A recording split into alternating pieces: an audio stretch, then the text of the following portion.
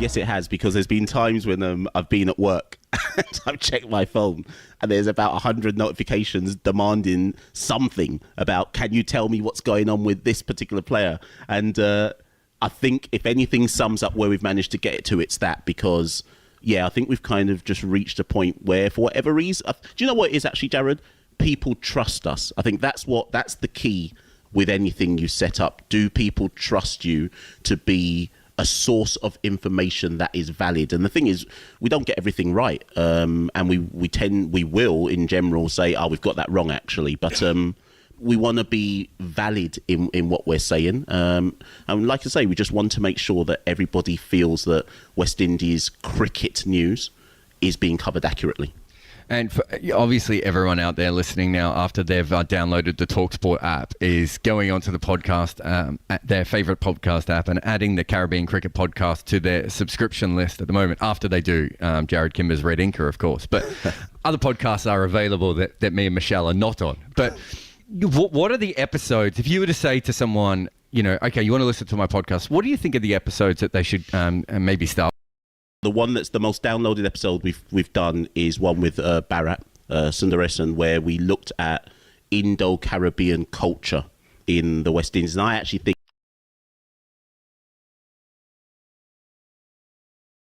Smart. Monday.com. Let me show you how I use Monday.com to create a tailored season for Newcastle. One more win and they'll be in with a real shout of finishing second.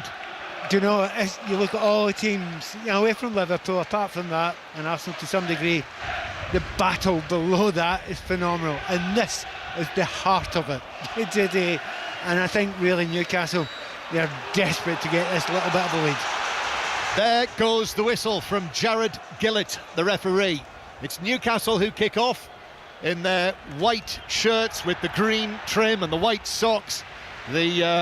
What is often referred to as the Saudi Arabian-like colours, and Aston Villa in the claret and blue shirts on their first attack of the game. Ollie Watkins back on the team, can't reach this. Sandro Tonali's able to tidy up, take the ball into the right back area and play it away. So you'll gather from that, Watkins in the team, Asensio as well. Here is Watkins, early shot, deflected in! Nick Pope completely wrong-footed. Just over 30 seconds on the clock and Aston Villa have scored.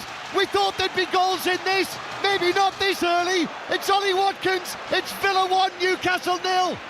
It took an incredible deflection that Newcastle are claiming that he's come from an offside position. It will be tight, but they're walking up. The referee's going towards the penalty spot. But what a start they made. They were in trouble even before the goal in the very first seconds. Tonali, as you explained, he covered, he cleared it up, but he wasn't able to get the ball away. And if you don't get the ball away, Watkins will make the best of it. And Tonali was the one who played him onside there. That goal stand. Yes, Tonali who came back onto the pitch in the right back area. So that meant Watkins was onside, and the shot, I think it was Fabian Schär that it came off, it was, who sort of got his feet together, but it completely wrong-footed Nick Pope, who was moving to his left, and the ball actually just dropped gently into the bottom left corner as Watkins looked at it. So Fabian Schär, who scored twice here last season for Newcastle, has deflected that ball into his own net. It will be Watkins' goal. Not even had a chance to run you through the teams in full yet, and already Ollie Watkins, back in the team, has got his 16th goal of the season, 15 in the Premier League, and what a start for Aston Villa after the ultimate disappointment of going out of the Champions League here on Tuesday night. Now, if you're ever asking the question, is there going to be any sort of hangover? Well, not at the moment, the start of this game. But you know what, didn't expect a 0-0, expected this to be open, expected to be goals, and here's Livramento. Crossing into the penalty area from the left-hand side, but that was blocked away by Aston Villa, who've been able to get it away. And Villa, Ollie Watkins scoring that goal at the same end where John McGinn and Ezri Konsa scored their goals the other night in front of the North Stand. So an early setback for bang in form Newcastle. Well, they're both in form, aren't they? But Newcastle coming into this having won their last 6 matches in all competitions. Here's Murphy on the right with his cross, but it comes off the shins of Matson and deflect behind for a corner. Before Newcastle take it, the Villa team then 4 changes from Tuesday. Martinez in goal, Cash, Konsa, Mings and Matson. So changes there, Mings and Maatsen coming in. Pau Torres is not in the 20 actually today. Then in midfield, Tielemans and Camara. Then Rodgers, Asensio, McGinn and Watkins. So Rashford is on the bench for this one. And Newcastle unchanged. 7th match in a row they've named the same team. Pope, Trippier, Schär, Byrne and Livramento. Guimaraes, Tonali and Joe Linton. Murphy, Isak and Barnes. Corner is taken short by Newcastle to Livramento by Murphy. Back to Murphy. Murphy's cross takes a flick of a Newcastle head. Barnes at the back post. His shot deflected up into the air. Villa half clear it away. And then back come Newcastle again. Isak with a shot from the angle. And that bounces away behind for... Well, I thought it might be a corner, but actually the offside flag's up in there. And it's a free kick to Newcastle with Villa already 1-0 up. Pat Nevin. You know, the amount of people we talked to before the game in the press room beforehand, saying, look, this has got to be a cracker, there's got to be open, there's got to be goals. And one or two people were naysayers saying, yeah, but you never know the ones you look forward to. But you just can't see this being dull. Well, it started absolutely brilliantly. And Newcastle, oddly enough, do not look affected by it. They went right on the attack. And intriguing to see, the first thing they did is they tried to get the ball out to Murphy. That Murphy against Maatsen one there on the right-hand side for Newcastle will be very, very big today, I think. So Martinez to take this free kick. Villa, that's just the start they would have wanted. And here is Ollie Watkins now getting the ball down to the edge of the area. He goes, left foot shot, hits the crossbar and bounces away. Hit with venom by Ollie Watkins' left foot, and it crashed against almost exactly the point where the bar and the post intersect, and it flew away at a crazy angle right out to the far side.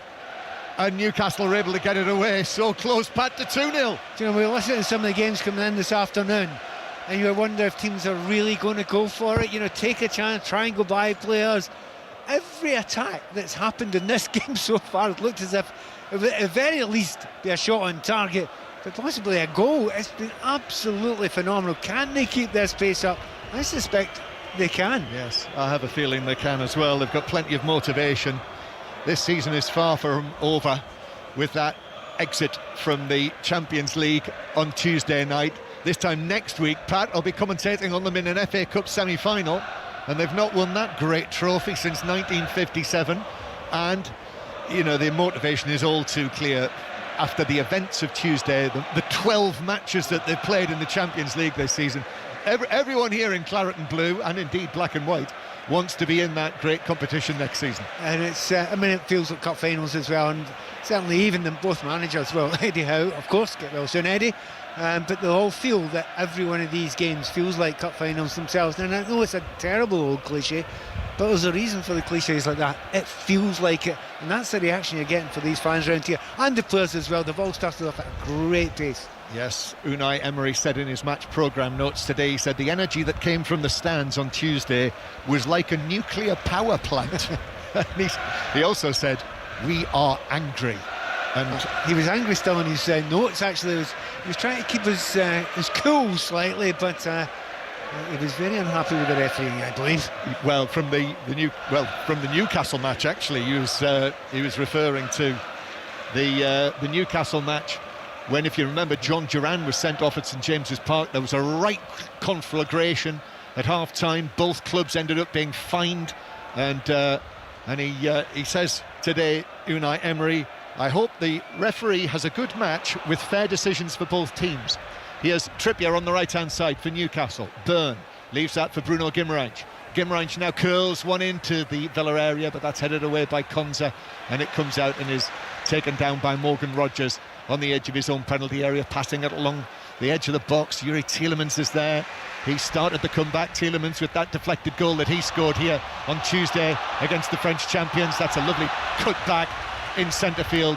Excellent play from Morgan Rodgers. Then Maatsen tries to take it on, but Newcastle are there in numbers, that Newcastle midfield. Joe Linton turns, he's blatantly pulled back by Camara in the centre circle. That's a free kick to Newcastle.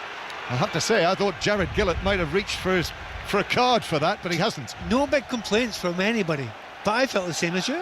I mean, it's, if you drag a player back, but if you do it with both arms, no big complaint from Joe Linton, who was pulled back there, but I think the referees just walked past him there and said to Kamara, yep, got away with that one, but you ain't getting away with another one.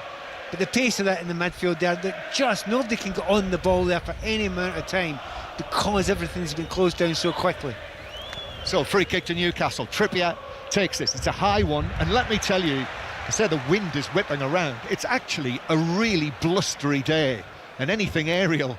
I mean, well, here we are. Here's an example as Trippier plays it forward, and the wind caught that ball, almost pulled it up in the air, and in the end it dropped down for Villa to clear middle of their own half. John McGinn takes it up the left-hand side here, and then turns and plays it back into his own half. So the 4 changes. Rashford's on the bench for this after, I felt, like many, surprisingly substituted in the latter stages on Tuesday. And Nana on the bench, Digne on the bench, and Pau Torres not involved at all. Here's Bruno Guimaraes for Newcastle, the captain, the Carabao Cup winning captain of the team that day at Wembley. Oh, lovely run from Jacob Murphy, infield to Bruno Guimaraes, just outside the area, overhits the ball through. Isak won't reach that, and behind them in our eye line in the Holt end, a relieved cheer, goal kick. I think watching Murphy there, I mean, the form he's been always been phenomenal recently. Obviously the goals he's been scoring, but also the creation and going by players. However, every time he's got the ball so far, Isak has run right into his line and killed all the space he's got.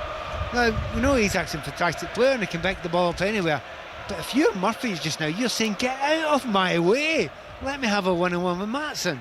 So this is the Premier League on 5 Live from the BBC Sounds as well if you're on the move on this spring-like evening. Bit of a chill in the air too as Dan Burn goes in on the challenge, but referee waves the advantage. McGinn chips it into the box, Pope comes, and then he is firmly challenged by Asensio. The free kick is given for the Newcastle goalkeeper, and Morgan Rogers is saying to the referee, he's walking with him, and he's saying to referee Gillett, what about that challenge from Dan Burn on me? 25 yards out, but I guess the referee's saying that he played the advantage, and there's also another Villa man down as well. Yeah, to be honest, I was surprised the referee allowed that to go on. Watkins, I think he got his head stood on there. I don't think it was deliberate. Certainly didn't look it to me. But I'm trying to see who was beside him. Yeah, his head was really stood on. Yeah. And I was really surprised that the referee allowed that to go on, because he was clearly holding his head. And this is VAR, look at that. I don't actually think it is deliberate. I mean, we're having a look at the little clash between the goalkeeper. That's secondary. That's not the big problem. The big problem is Trippier. No, he's not deliberately done that. That's the way he's... That's interesting, isn't it? The angle. Yeah, the angle of that. From one angle, that did not look good. From another angle, looked totally different. And that's why I often get so furious at players feigning head injuries, because the referees let that play on there because he probably thought it's one of those feigned head injuries for a moment. It wasn't. That could be incredibly ugly. Happily, Watkins is back up and he's okay now. And remember, in that match in December at St James's Park, if you remember the incident, John Duran was sent off for stepping on Fabian Schär. Well remembered, John. Well, I have to say I did look it up yesterday.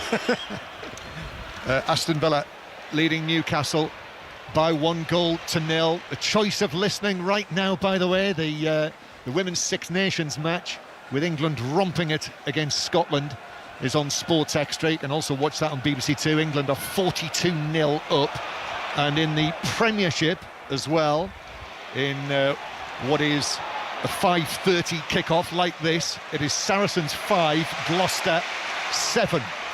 And Sun coming brightly out again as Joe Linton puts his shoulder into the back of camera, who drops to the ground and wins a free kick in the centre circle. So already for Aston Villa, Ollie Watkins scoring in the first minute with that deflected shot, having scored the opening goal at Southampton last weekend, and then very promptly, within a couple of minutes, struck a shot that hit the angle of post and bar and stayed out. So strong start from Villa, which I'm sure is just what Unai Emery will have demanded from this match, and I can tell you he was angry sitting in this very seat on Tuesday night as he marched along the touchline and kicked that drink can over. You know, he had the look of an angry man, and they are very much channeling that at the moment as Villa attacking towards the north stand, and then Schär and Watkins are shoulder to shoulder. Watkins goes down, free kick is given, and that's a yellow card for Schär. No, a definite yellow card. He was never going to go on to, or it would have been a red card. However, Newcastle United look awful at the back just now. We're right in a line with their back line. They're pushing up too high, they're going man to man, They ain't got the pace to do this against Aston Villa. Classically, if you give midfielders time on the ball to pick out a pass, which they have done time and again already in this game, don't play a high line. They have played a high line, they've lost a goal, they've lost another chance, they could have had a man sent off. Interesting one that wasn't far away from being a red card. Yeah. As Konza played it from the halfway line over the top and to the right of Cher and Watkins, and Cher was tugging on the arm of Watkins. Only because look, had the ball been a little bit softer and the referee thought he could have got onto it instead of going straight through the keeper, yeah, I think it's a definite red card. He was dicing. Yes, it was tight, but to be honest, I think the referee's got that one absolutely right there. But just the way Newcastle play, now they're very brave at the moment and they are going man for man a lot of the time, but for the fact that Dan Burn's been brilliant recently and Cher as well has had a great time, for pure pace they ain't got it against Ollie Watkins. They're not going to catch him if he gets away. Newcastle 6 wins in a row coming into this, and free kick for Villa. But look who's on the very line. interestingly, even though this is 30 yards, more than 30 yards out, John McGinn is standing on the goal line with Nick Pope, and then he runs away now. Tielemans dinks it over the top, it's missed, Cash is under this, shoots across goal, and it's pushed behind at the near post by Nick Pope for a Villa corner. And you want to know why, don't you? Well, John McGinn's going on the line there, so everyone is watching John McGinn. He runs out towards the left, and everyone looks at him. Where did they play the ball? Right. To the right. Exactly. How cunning. Very cunning. I sometimes think they overthink it, but to be honest, it nearly worked, and they got a corner out of it. Some would say that's the set-piece coach drawing attention to himself. However, it nearly worked. Couldn't possibly Nearly suggest worked. McGinn plays that to the corner of the penalty area. Tielemans back to McGinn, then into the box where Asensio tries to find some space, does actually do that, and then plays it back to Camera, who's going to have a shot. That's deflected as well off a Newcastle leg up and over the top. Joe Linton, I think it was. It's struck, yep, he's getting the low fives for doing the job. So deflected up and over the top corner from the left-hand side this time. Of course, if you're the goalkeeper, Pope, you're looking, oh, please not deflection again. I've already been beaten by one, but they have kept up, haven't they, Aston Villa? A couple of good attacks by Newcastle, but they are getting pinned back more and more just now. You just get the feeling if Villa could get a second goal, it's going to be really tough for the team to get back in. Villa not lost here since October. Asensio, short corner. Asensio's cross, that's blocked up in the air, headed away by Murphy, and then Maatsen has a go, and it wasn't as close as his final effort on Tuesday that was blocked inside the box by Pacho, I think it was, from memory, right in the closing stages, the closest that Villa got to the equalising fourth goal on the night. So 1-0 they lead here. Maatsen with that effort, goal kick to Newcastle, and Pope has the options there of Byrne to his right and to his left and Cher to his right, but actually they say to Nick Pope, no, come on, you can strike that long downfield, which he does. Camera gets up high above Joe Linton, heads it forward for Villa, then Camera in on the challenge on Livramento, and referee Gillett says that was an illegal challenge, and he's fouled Livramento, who's on the ground clutching his leg, and it's a free kick to Newcastle.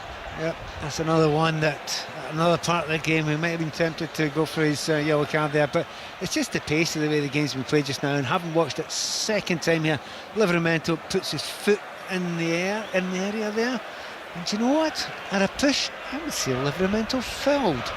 He's got a foul out of it.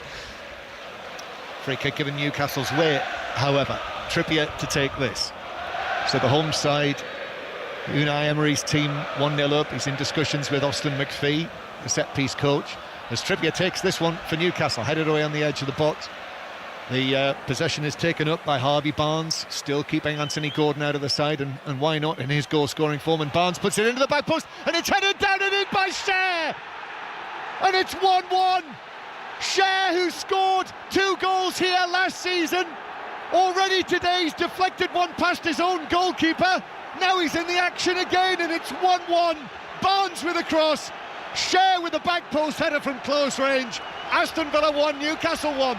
I mean, phenomenal for Cher. It's a really tight angle there. There's very little space. He's nodding it down with pace, so a difficult one for the goalkeeper to get on the end of there. but the quality of the ball, that's what it's all about. It's played out to the left-hand side. And Barnsley just cuts in, and he doesn't wait any time, and he whips it into a really dangerous area. We're going to look for offside, but I do not think that's offside. And I have a suspicion it's going through Martinez's legs, which is what the goalkeepers hate. Yeah, it was right at the back post, and he was only, 2 or 3 yards away from him. But Martinez, the goalkeeper, jumped for it, and you're right, Pat, it's down into the ground, up, deflected off him, through his legs, into the net. I mean, it won't make him feel any happier, no, but I thought first he'd been beaten at his near post, but through the legs, there's nothing you can do from that sort of angle, so not surprised that this game has already provided goals and thrills and spells already. There's plenty more to come, but at the moment, Villa will be gutted. Here they come, Maatsen now for Villa, back at Newcastle, the cross, that's missed by Asensio, turned back by Rodgers, but the ball was already out before Rodgers turned it back. That was a chance for Asensio, 6 yards out. Every time they attack with pace, it doesn't matter if it's right or left or centre, Villa seem to be getting beyond that back line with such ease. Now, that must be a real concern for Newcastle, but they're so positive at the moment, Newcastle. They're leaving it man for man at the back, taking a chance. As we were watching just now, they've got a goal kick, Newcastle. They've got 4 men up the park. There's nobody in midfield at all. It's a very, very positive way that Newcastle are playing just now. And it just makes for exciting games of football. That was the chance, he miskicked it, Asensio. It was coming at pace at him, but he does arrive really well in that sort of area, Asensio. I mean, not unlike to John McGinn when he's playing slightly more centrally as well, but that was a brilliant chance there, and you've got to really get that on target with pace. Well, Pat, we've had less than 20 minutes. It is 1-1. It could be 3-2 maybe. 3-2, yes. Potentially. With a man sent off. Yes. But we've got the full complement still on the field, and only 2 goals so far. That's Pat Nevin with us, former Chelsea, Everton and Scotland winger, author, raconteur, right. Bike rider. You were on the charity bike ride last weekend, weren't you? Somebody told me 50 kilometres was a lot. It's not. Well, I can tell you Dion Dublin was also doing a leg of that, and he was feeling it the other night. He's got a wee bit more weight to carry. Well, not around the girth. I mean, tallness. Yes. As Villa played up to Asensio, wins a free kick, still inside his own half, passes it forward to Rodgers. Dion's on match of the day tonight, by the way. Rodgers ball down the line, this is for Asensio to run onto. First time cross, that's cleared away from near the penalty spot by Cher. And now McGinn takes it on again. Dangerous looking cross, but Pope's off his line quickly to catch it. It shouldn't be that easy to get beyond fullbacks. And it is. It's time and time again. Left-hand side out, first Asensio, then it was McGinn. Just goes beyond Trippier. It's not just Trippier, Cher as well comes out, goes beyond him as well. I mean, it is good technical play there by Villa because they've got players running from deep. It's just too easy to get beyond that Newcastle defence. Going back to the Newcastle equaliser, Emi Martinez, he'll be disappointed, won't he, that it's beaten him, that header, but it was so close as Barnes is taken down by Cash on the halfway line as he was trying to spin infield, so that's a free kick to Newcastle. But I think Cher was so close with the header that might have saved it. In fact, it ended up going under him. I think, it'd be disappointing because keepers get disappointed when they lose a goal. I wouldn't be blaming him though. No. And I think the goalkeepers union will be having a wee word with you if you want to blame him for that. It was just too close. No. He had no time to react. No, absolutely not. As Murphy has it on the right-hand side, Jacob Murphy in this hot run of form, but overhits that pass through for Guimaraes, and it rolls harmlessly over the white line for Martinez to pick up and take the goal kick. So the score is 1-1. If you've just got back into your car or just switched on, having missed everything today, we've already brought you today commentary on the first leg of the Women's Champions League semi-final, which was won by Lyon. Exciting match though. Arsenal 1, Lyon 2. Then we brought you commentary on Everton 0, Manchester City 2, with O'Reilly and Kovacic scoring the late goals. Also in the 3 o'clock matches finished Brentford 4, Brighton 2, Crystal Palace 0, Bournemouth 0, West Ham 1, Southampton 1, and Aberdeen are through to the Scottish Cup final after a late winner almost at the end of extra time. Aberdeen winning 2-1 against Hearts, who played much of the match with 10 men. Here's Mings, for Aston Villa. But we'll round everything up for you and bring you more reaction at half-time in this match. But it's all action here, and the ball with Villa inside their own penalty area. Aston Villa unbeaten in 18 matches here in all competitions at Villa Park since October, the longest run that they've had unbeaten at home since 1991, as Bruno Guimaraes is conceding a foul all over the back of Tielemans, just 3 or 4 yards outside the Villa box. Free kick to Villa. Yeah, it's getting a little bit frustrated. When you look at recently watching Joe Linton play in the midfield there with Bruno and alongside Tonali as well, they have been a fantastic unit recently. Times in the past, you know, they didn't gel right at the start with those three. You know, they worked well, but not together as a unit. Recently, they've been fantastic as a unit, and at the moment in this game so far, they've kind of been passed by. The midfield battle so far has been won by the nippier and sharper players that Aston Villa have got in there. England have extended their lead over Scotland in the Women's Six Nations to 47-0. Commentary on Sports Extra. And Martinez now after the Villa free kick. It's 1-1 here. Long one downfield. Dan Burn of Newcastle United and England gets up to head the ball out of play. Throw-in taken by Villa back into their own half to Konza, who had a very good chance to get a second goal the other night but didn't take it. Tielemans now through the middle, stabs it at Watkins on the edge of the box. Watkins to his right, Cash is there joining the attack, left-footed cross across the box, but Pope's able to just take a little hop into the air and catch that easily above his head. But really nice play, it's smooth, and players running for each other, players, third man runs all over the place, all sorts of options there, and they made every decision right until the final decision. He goes down the right hand side there, cuts back, he's got to whip that in, he dollies it into the middle, and it's far too easy for Pope. Yeah, Nick Pope, who is 33 today. Happy birthday, Nick Pope.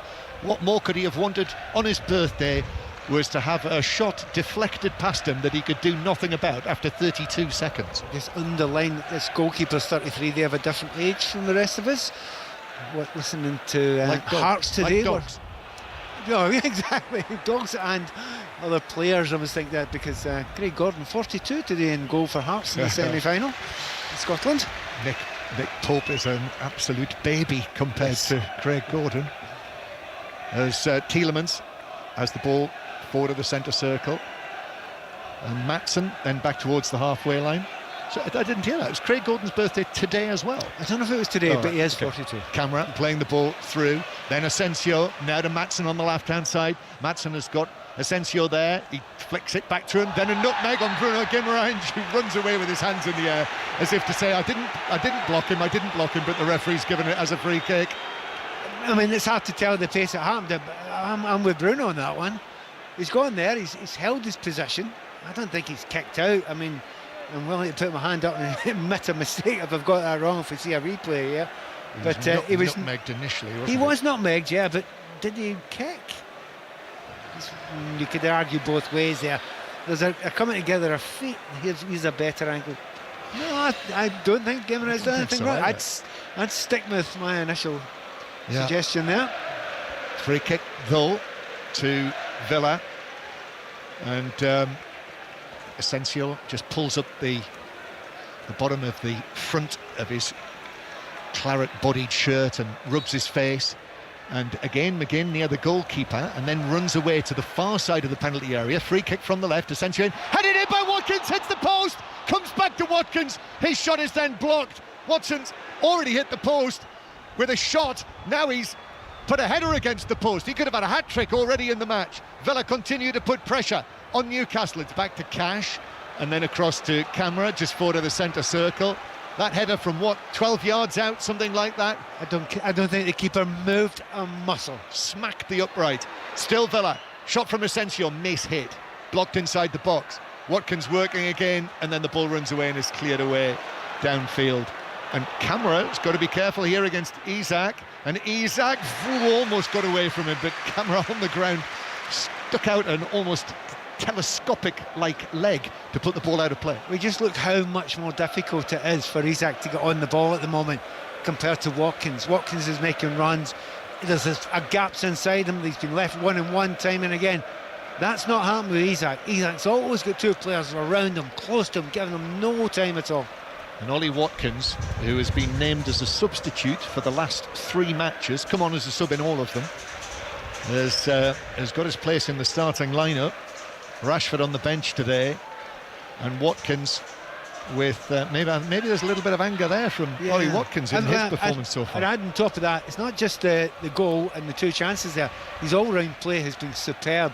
You know, he's making so many brilliant runs. He's not always getting the ball, but he just continually makes them. But that's always the way with Ollie Watkins. Very selfish and selfless in his attitude. Bruno Guimaraes, Newcastle. The score is 1-1. Villa have been the better team.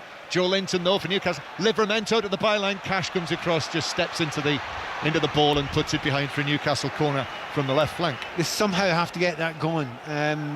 Expecting a little bit more from Murphy. It's not happening on the right hand side, but the understanding between Livramento and Barnes on the left hand side for Newcastle has been exceptional recently. Seen very little of it apart from the goal that they scored at the back post, which obviously came from the Barnes cross in there. But Livramento, he flies forward. He's a fabulous player at the moment. Aston Villa 1, Newcastle United 1. Trippier to take this corner underneath where the control boxes are at Villa Park. Tonali back to Trippier, into the back post. Rodgers got there first with the header. Bounces down and behind. Bruno Guimaraes was there, so was Maatsen. And the assistant away over to our right says goal kick. Do you know, it's pretty clear what they're trying to do there. I mean, look at the power and the physique you've got in Newcastle, and they're not putting those corners into the box, which is kind of odd though. But what they're trying to do, they're trying to get Maatsen on his own at the back post. He's not the tallest for a left back, and they're trying to put the ball in there once they've dragged other players away. They've tried that a couple of times now and have scored 1 goal from it. Yep, 1-1. Villa will feel that they should be ahead in this match. As I say, the shot from Watkins that hit the angle of post and bar, the header against the post, but all square thanks to Scher's equaliser. Fabian Scher, his 6th goal of the season, which is a new Newcastle personal best for him. It's not bad, is it? 6 goals as central defender. Here he is in possession now, the Swiss international, former Swiss international as he is now, as Bruno Guimaraes gives it back to Scher, who passes it square across the box to Pope, and then Pope out to Byrne, and then Byrne quickly forward to Livramento, playing as the left back currently, with Hall out with his injury, and Livramento takes it on and away down the left-hand side. Livramento's still going, and Camara is able to keep pace with him, and as he looked across, blocked it away behind. Excellent counter-attack from Newcastle to win the corner. I mean, his pace is exceptional, Livramento, but it's the understanding he's got with Barnes, because when he gives Barnes the ball, Barnes knows he's not going to stop. Barnes knows he is going to fly. It might be outside, it might be inside, and when he does get into that position with a one-on-one with just about any player, very few can stay with Livramento, though. He's been really dangerous already in this game, 2 or 3 times up that left-hand side. Half an hour played, just over, and so far it's lived up to expectations. Certainly has. Corner for Newcastle. Trippier will be the right-footed in swinger to the near post, right down the proverbial throat of Martinez, and the Villa goalkeeper can catch it quite easily and then launch this one downfield, and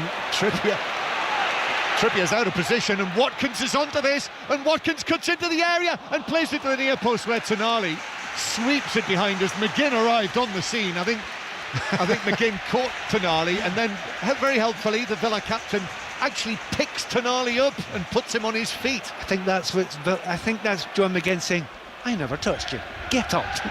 So it's, I mean he has to go for that, John McGinn there.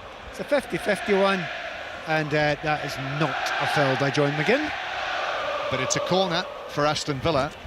What an excellent pass that was from Martinez. I think he used the wind there, didn't he? Wind and a bit of backspin as well. Wind and backspin.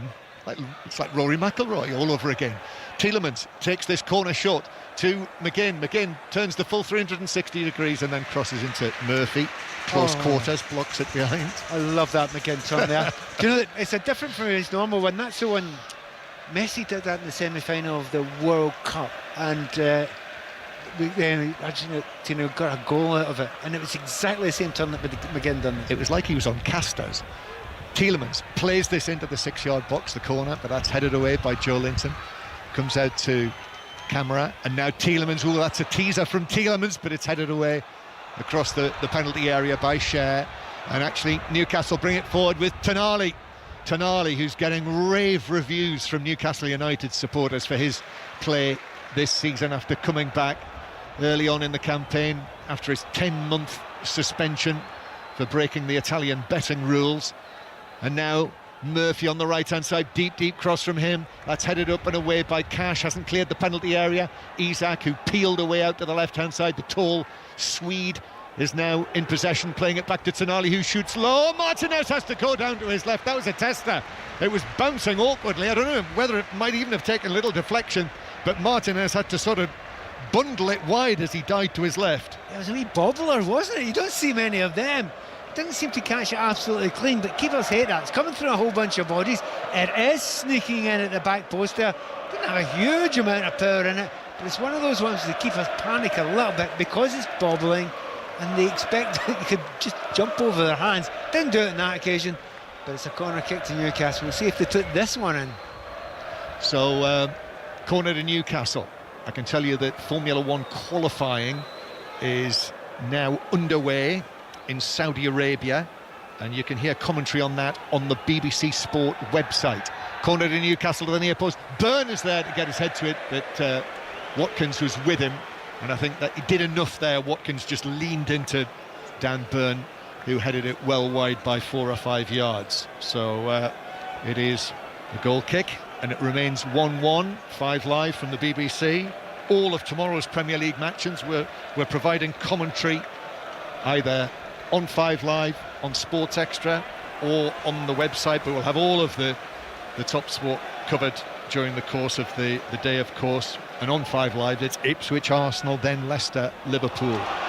And Trippier playing the ball forward for Newcastle to Isak, Newcastle's top scorer, the 25-goal Isak, into the edge of the penalty area. Went round one challenge from Tielemans, but Maatsen was there, and the ball bounced back onto Isak as he tried to take him on and through for a goal kick. Pat Nevin. It would be the one complaint about Isak. We know how brilliant a player he is. He's a great scorer. He holds the ball up great when he can, but when he's getting slightly dominated, he just goes wider and deeper. Now, I understand you want to do that, you want to get involved in the game, but it's killing space for other players.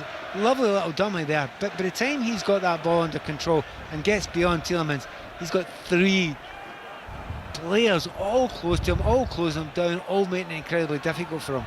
Villa playing it out from the back. They took the lead early in the first minute after 32 seconds when Ollie Watkins' deflected shot ended up in the back of the Newcastle net, but Cher's equaliser with a header. Here's Livramento up towards the corner of the box. He's looking for Barnes to his left. Barnes now up against Cash. Camera's there as well. Barnes back to Joe Linton. Joe Linton into the D. Bruno Guimaraes back to Tonali, and the Italian now plays it to Kieran Trippier. Murphy looks to cross, but sliding in there to block it excellently and very effectively was Maatsen, and Maatsen quickly up on his feet as Villa look to bring it away. Good game this. Tielemans now to Camera. Camera's hair's being blown in all directions as he passes it forward to Rodgers. Rodgers into the box on the left, shoots, and Pope is able to make a routine save, close enough to him, dropping down to his left, parried it round his right post. It's amazing how many players are trying that shot now. We've already seen it earlier in the game there, where Watkins, goes for the near post, smashes it with power. Newcastle have scored 2 goals exactly like that recently. Tonali scored one, there was one the other night as well. I think it might have been Murphy, smashed it in at the near post into the roof of the net. It's one of those ones you're supposed to put it around for a cross. But when one player scores one of them, you just see other players having a go at it. That time, keeper spotted it. Yeah, it was an excellent finish, wasn't it, by Tonali last weekend? Well, you were there, weren't you? Fluke. Corner. Tielemans into the near post. Oh, Pope blocks it. Livramento jumped for it, didn't get any contact on it. And I think that actually was just as well Pope was there for Newcastle. And body in the right place. Villa win the ball back on the halfway line. I think that hits Pope's thighs. I don't think he gets any hands on that at all. He expected the head away at the near post. I think it was, as you say, Livramento. No head, almost ducked in it, and that just left the keeper with no hope to react to it, and it just hit off his thighs, went away.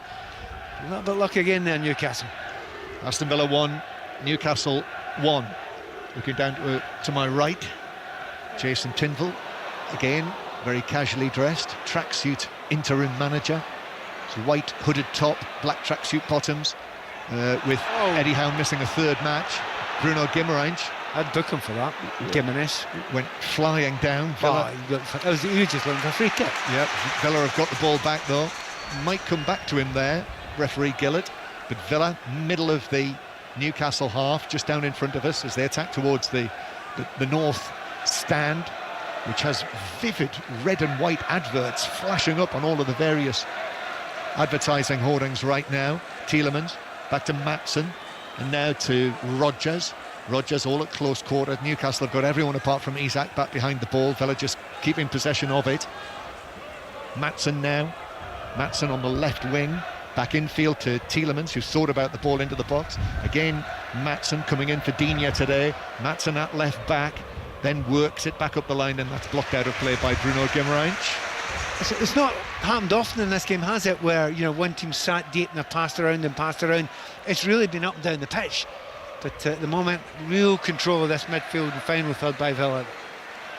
We'll have news on the qualifying for the Saudi Arabian Grand Prix at half-time, but as I say, that's on the website now. Tielemans goes for a long pass that Cash won't be able to reach, and it just spears away beyond his run and through for a goal kick to Newcastle. It's a couple of times Cash has run off Harvey Barnes. Harvey Barnes was over the far side. He's apologising to his teammates because he's your man. If you're a winger and a fullback gets away from you, runs off you, gets into a dangerous position, it's your problem.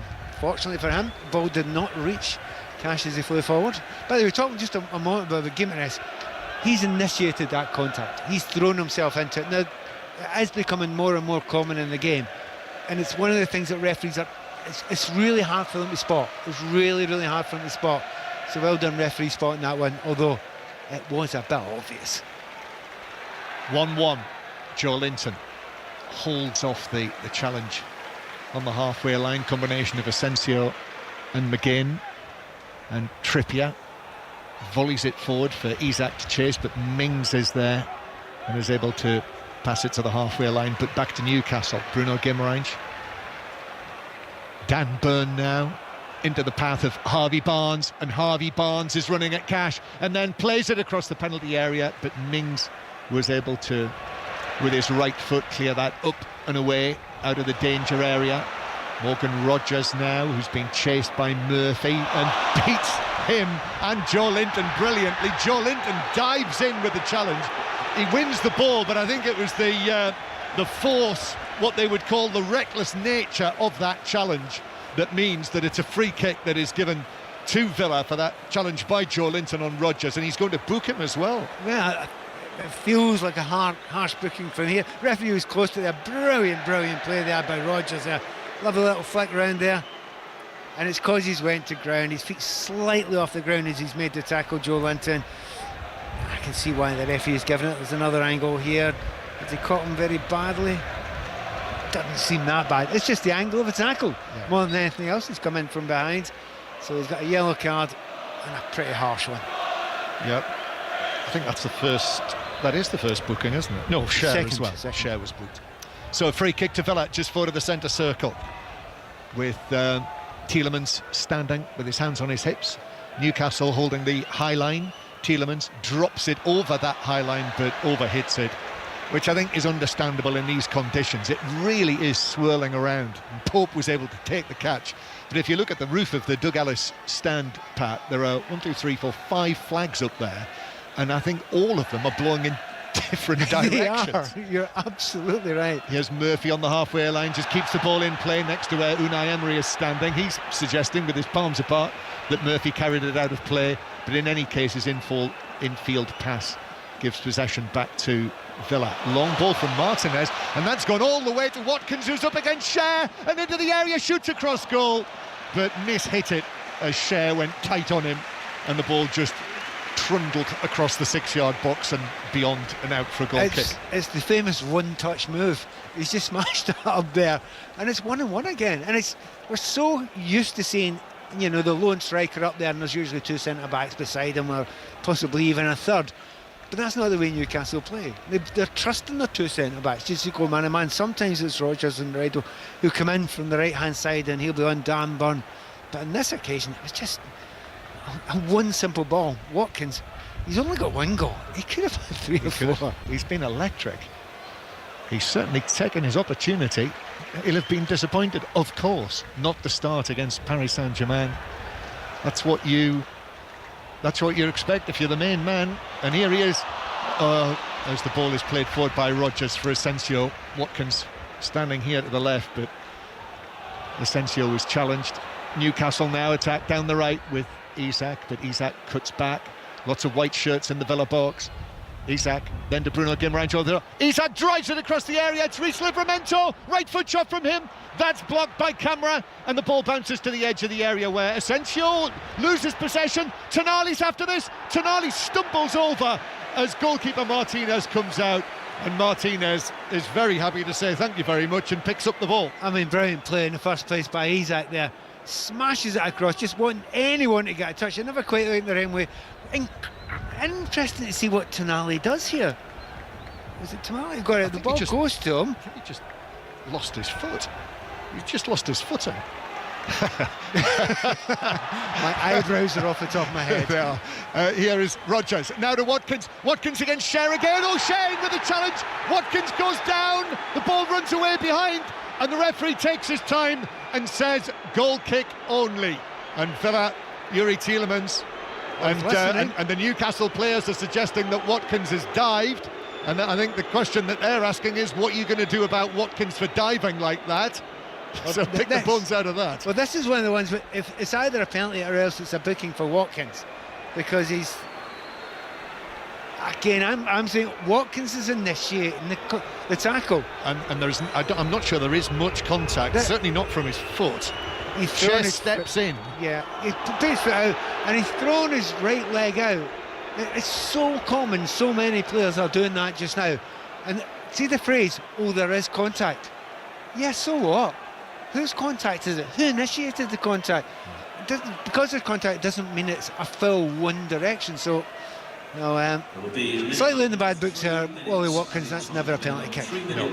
Aston Villa 1, Newcastle 1. We're already into 3 minutes of added time. It's been yet another really busy sporting day. We'll be rounding up and catching up with everything that you need to know at half-time. Get the latest on the Saudi Arabian Grand Prix qualifying, the latest scores in all of the rugby union matches. England, very big lead over Scotland. 49-7 it is now in the Women's Six Nations. That's on Sports Extra right now. The Villa crowd feel that Watkins should have had a penalty, but I think, Pat, you read that absolutely right. Yeah, do you know, the referee's got a bit of stick there. Rodgers loses out to Murphy, but the ball runs away for Newcastle, and Konza's able to step forward. The referee getting a little bit of stick there. Do you know what? It's been the players that have been the problem there, deliberately throwing themselves to the ground. Yeah, who would be a referee? As Konza loses out to Bruno Guimaraes. Now here's Livramento. Livramento back to Bruno Guimaraes. Shoots from the D, but got underneath that and sends the shot by probably a yard, maybe 2, over the top left corner and into the Holt end. There have been so many chances and half chances and players that got into positions you think, yeah, you should get that on target. And I mean, Bruno Guimaraes, he's so capable of getting that one on target. But there have been time and again people have got into positions where there was a few moments ago within the right hand side, just flying through Asensio in a kind of inside forward position. The ball was probably 2 yards short. Had it gone to him, he was 1-on-1 with the keeper all the way through this first half. To be honest, I'm looking at it now and I'm thinking 1-1. Are you sure? It should be so much more. Yeah. A little bit like Thursday night in the Europa League at Old Trafford, where I was thinking, what is the score now? As Cher heads this away for Newcastle, and then Murphy goes down rather easily and wins the free kick, which is, as you can hear, has not gone down well. By the way, just to say, that was so thrilling, that listen on Thursday night, the commentary of in extra time on the Manchester United-Lyon match, that you if you were there, I would say go back and have a listen to that, which you can do on BBC Sounds. You go into stations and schedules for 5 Live and find last Thursday around about 10 o'clock, listen to the last half hour. You will very much enjoy that, particularly if you're a Manchester United fan. Free kick to Newcastle. I think the commentator's podcast will be talking about the commentary in that one. Yes, I suspect so. As Barnes plays it forward towards Isak on his right foot, back to the edge of the box. Barnes again, Isak again. Isak trying to dance his way through, still going, but it ran away from him, and then Tyrone Mings is able to turn it away nicely with his left foot from Livramento, and then up towards Watkins, and Watkins is forced back by Byrne all the way down into almost his own right back area, and that is the last action of a very eventful and entertaining first half at Villa Park, as we suspected it might be. Almost from the outset, with Ollie Watkins seeing his shot deflected in after 32 seconds for Villa's opening goal. He's hit the post. He's also shot against the angle of post and bar. There have been other chances as well, but Newcastle...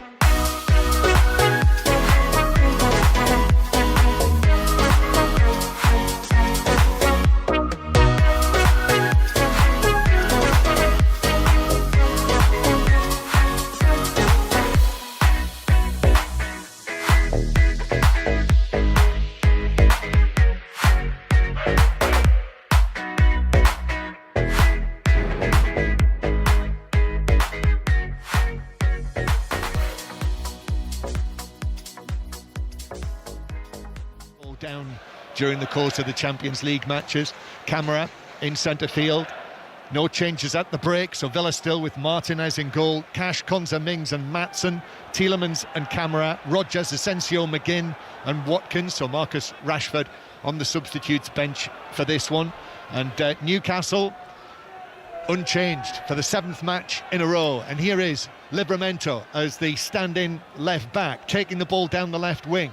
Newcastle in the white shirts with the green trim, green shorts and white socks, and going back to the centre circle to Fabian Schär, who is heavily involved in the first half. Byrne now finds the pass to Barnes. Barnes up against Cash, right down in front of us, and then McGinn's able to get a foot in on that, and we'll get a first word in the second half from Pat Nevin. Yeah, decent start again from Newcastle this time, because obviously they were under a little bit of pressure in the first half. They'd probably be very happy to go in at 1-1, but I do not expect, I'd be surprised if this game ends up 1-1 with the chances that were in the first half. Me too, as Watkins loses out on the halfway line, and Newcastle have it back with Jacob Murphy. Murphy looks to receive the ball back from Trippier, which he does, but Rodgers is there, right there with him, forcing him into the corner quadrant itself, and in the end the ball is deflected out of play off the Newcastle man by the extremely hard-working Rodgers, and it's a throw into Villa in their own left-back area. It was one of the big calls of the game, Digne or Maatsen in that left-back position, with how good Murphy's been playing, and Maatsen, you know, fabulous going forward. Some questions about his defending there have been in the past. I have to say, has not put a foot wrong today. No, he hasn't. He's done well. The former Chelsea man who was at Borussia Dortmund last season, you'll remember. And here he is now winning another throw-in as he blasts the ball into Murphy, and it just bounces over the hoardings next to the Newcastle fans, still in great cheer, those supporters. I'm sure probably every single one of them was among the estimated 300,000 on the street of Tyneside, celebrating the Carabao Cup win. Newcastle winning the ball back. Tonali does well against Tielemans. Now it finds its way to Livramento on the edge of the box. Barnes is available too, still in the area on the left-hand side. Villa have got two men there. Excellent cross from Barnes, headed away by Mings, who did well, got up commanding, and Villa through Asensio through to their captain McGinn, and McGinn just rolls it nicely into the path of the surging Rodgers, whose ball forward to Watkins. He allows to run into the Newcastle right back area. Byrne forced him out there, and so Villa actually come back towards the halfway line again. An excellent break, but snuffed out by Newcastle, and another ball over the top that Byrne will get up and head down away from Watkins, and Trippier should deal with that, which he does, passing it forward to Murphy, and then Tonali. Lovely ball from Tonali on the edge of his own box to Isak, who was challenged, and Villa have got it back, centre field. Excellent play. There's not much between these two sides at the start of the second half. No, there isn't, but again, Isak going very, very deep, because he's getting no joy out of Mings and Konsa up front, so he's going deep or wide, and he does lovely work there. But that's not what you need him. There's other players back there that can do that job for you. You want him to get the ball in that final third, but not enough of it from what is one of the most talented players in the league. Yes, I think he's just had one sniff, hasn't he, so far today. Isak looking to add as Newcastle come forward. Ball in, here is Isak in the area, but Mings went to ground, cleared that, and Maatsen actually has given it away to Murphy. Murphy surge into the box from him, then back to the edge of the penalty area. Bruno Guimaraes draws the challenge, gets to his feet, tries to barge his way through, but Martinez on the edge of the 6-yard box as Mings went with Guimaraes. The Argentine goalkeeper was able to come out and claim it. He's kind of bulldozed his way through there. It's not exactly skill, but it doesn't matter. He wasn't fouled, he wasn't fouling anyone else, but just didn't have the strength in the ball. Got away from him. Martinez out quickly. Into the 5th minute of the second half, still 1-1, 5 live in BBC Sounds. Good play from Rodgers again against Tonali, but his slip pass through. McGinn's got there, but from a very tight angle. Nick Pope came out as well, and with the Newcastle goalkeeper's right leg, he was able to block it behind, almost on the white line behind for a corner. He's such a beautiful mover with the ball, Rodgers, isn't he? He doesn't look like he's doing anything when he just drifts by players. His balance is phenomenal. The only question about him so far is limited involvement in the game, because every bit of involvement he's had, he's looked fantastic. Yeah. I'd agree with you, having seen quite a bit of them recently. I think that sums up quite well how he's been playing recently. Tielemans with the corner in front of the Holt end. The score at 1-1.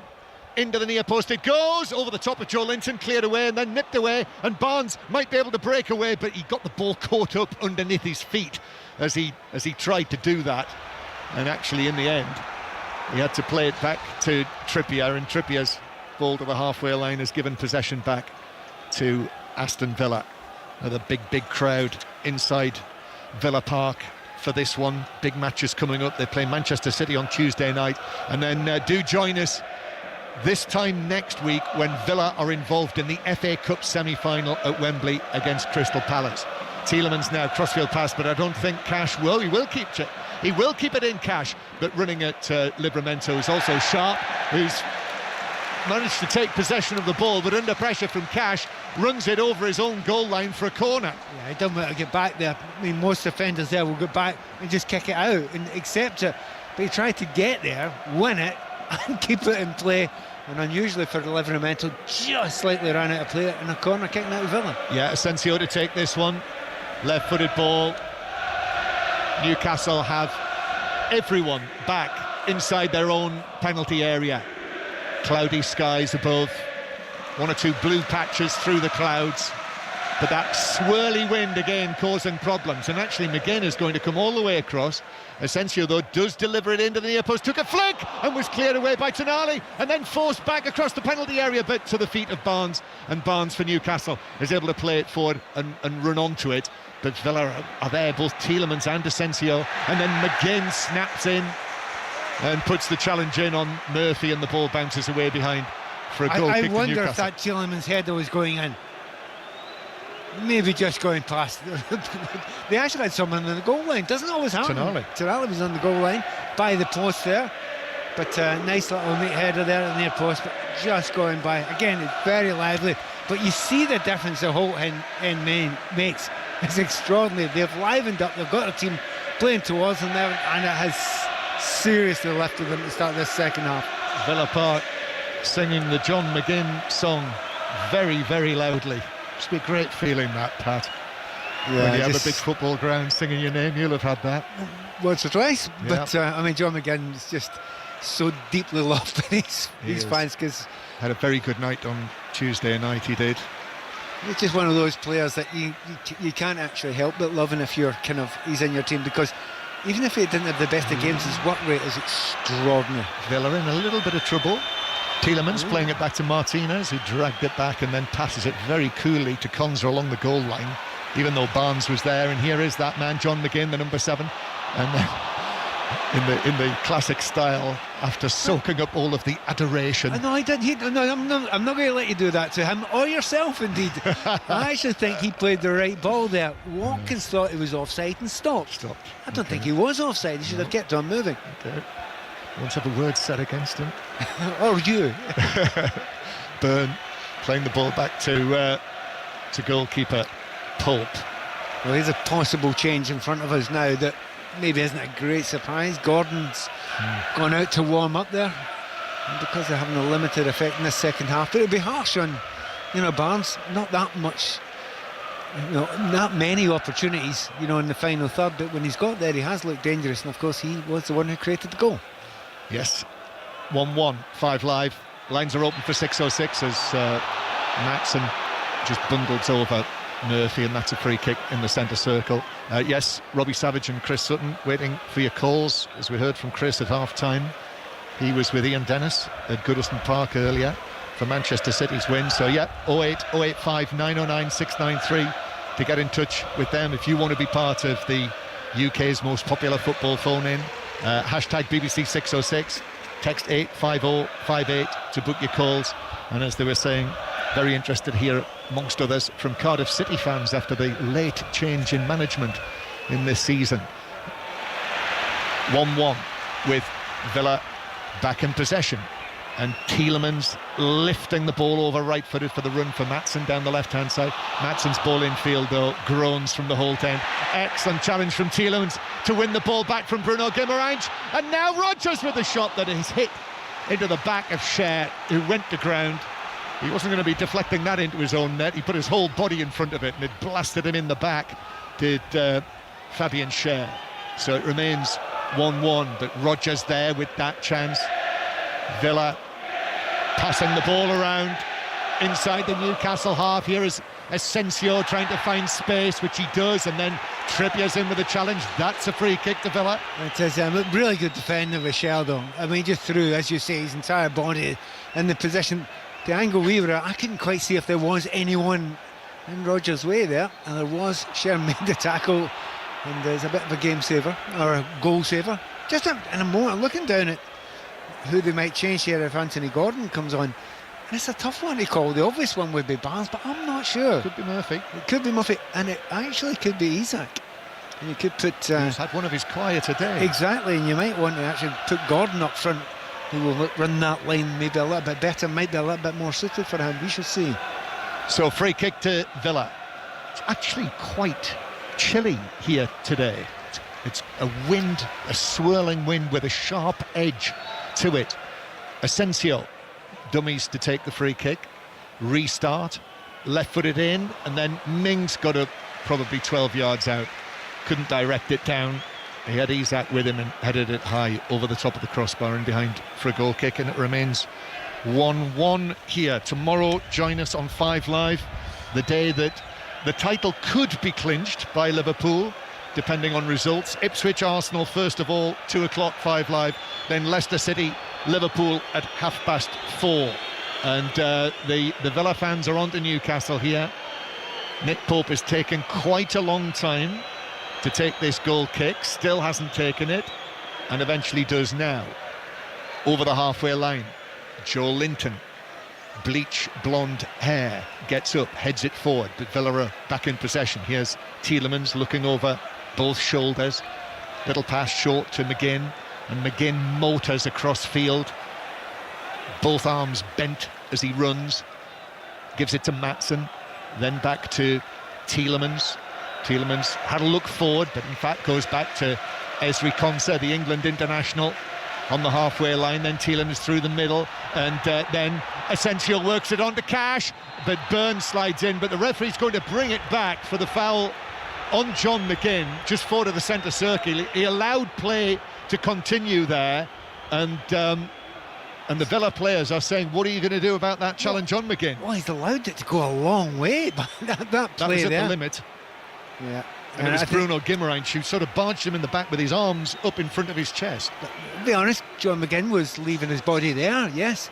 But to be honest, I think Guimaraes is a wee bit lucky there, because he's put his elbow in his back there, and had the referee reached for his card there, he wouldn't have been completely and utterly shocked.